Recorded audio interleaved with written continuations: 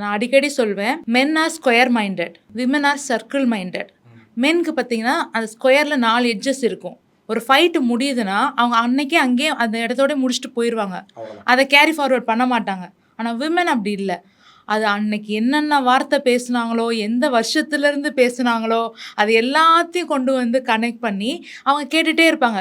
இது ஏன் நடந்துச்சு, இது ஏன், அவங்களுக்கு வந்து ஒரு கிளியர் எக்ஸ்ப்ளனேஷன் கொடுத்தே ஆகணும். எமோஷ்னலாக எக்ஸ்ப்ளனேஷன், லாஜிக்கலாக வேண்டாம், எமோஷ்னலாக வேணும். எனக்கு புரியுது உனக்கு இது வலிக்கும்னு, அதனால தான் நான் இதை சொல்கிறேன் அப்படி பேசணும் கணவன்கள்.